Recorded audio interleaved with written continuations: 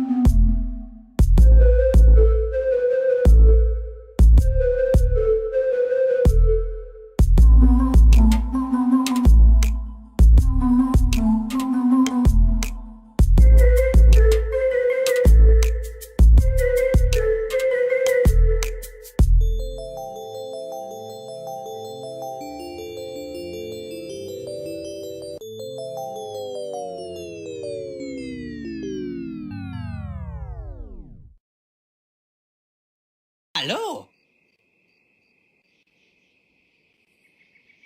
I was brought up in a place called Leicester in the Midlands of England. I think, let's say we didn't have much money.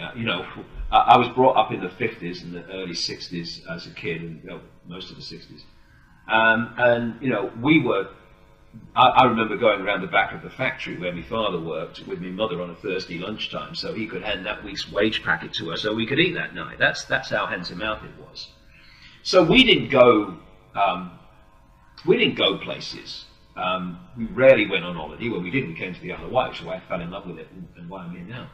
But one day, out of the blue, my father, I was a little kid, it must have been about late 50s, maybe 58, 59.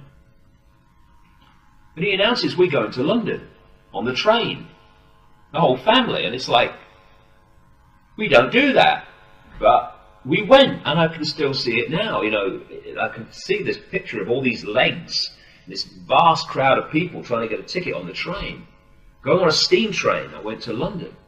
Now, in my entire knowledge of my father, he never once mentioned the word astronomy or talked about the heavens in any way, shape or form.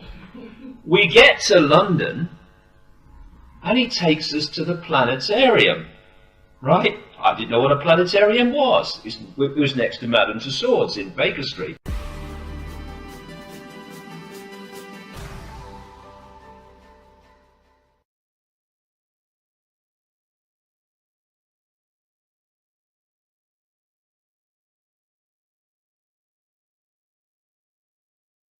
It's not there, the building's there now, but it's not a planetarium anymore, I understand.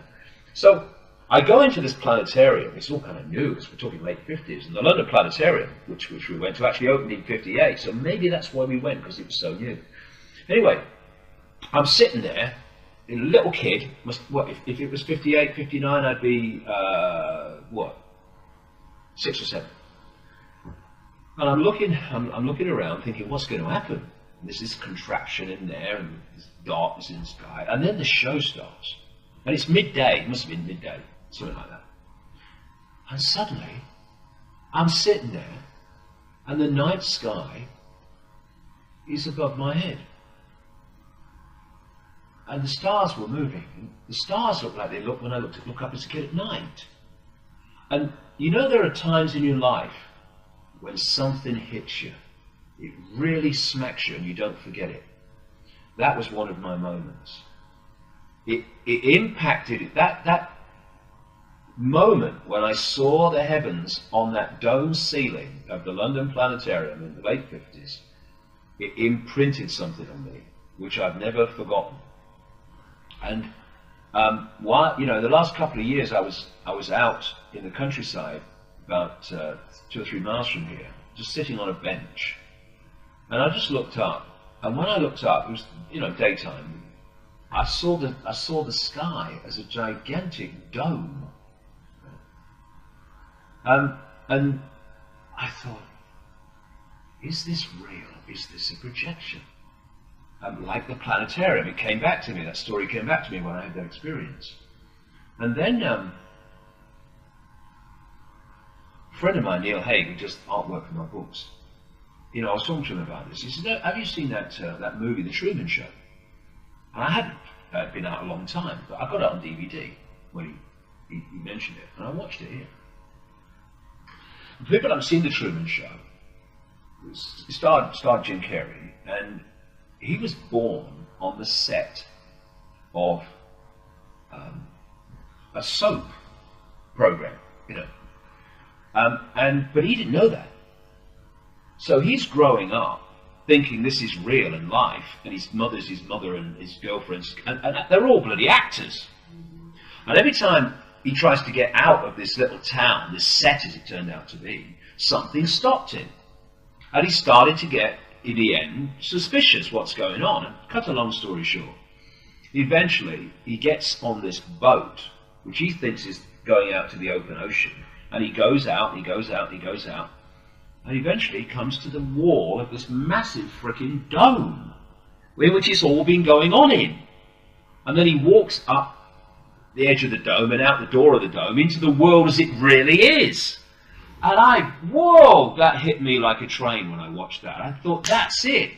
Vibrationally, holographically, in terms of projections that we decode, that is our situation. And then, this soap show, The Truman Show, which everyone was watching, the only person didn't realize was him, that it was all a big act. The operations center, where it was all manipulated from, looked like the moon. And I think that whoever wrote The Truman Show got seriously bloody lucky, or had some idea what he was writing about, symbolically.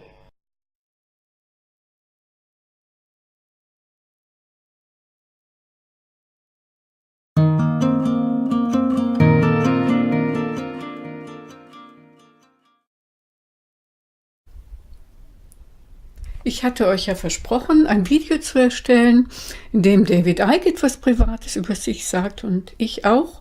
So, David war dran, jetzt bin ich an der Reihe. Obwohl ich einige Jahre jünger bin als er, habe ich doch ganz ähnliche Kindheitserlebnisse gehabt. Mein Vater war Maurer, hat auch eine Lohntüte bekommen. Das gab es ja dann, glaube ich, ab den 70ern so langsam schon nicht mehr. Auch wir konnten uns keinen großartigen Urlaub leisten. Die einzigen Kurztrips, an die ich mich erinnere, war der Besuch bei Verwandten in Castrop-Rauxel.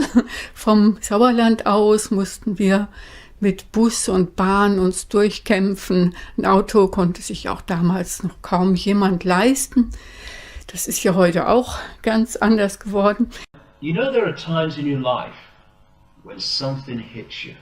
It really smacks you and you don't forget it. That was one of my moments.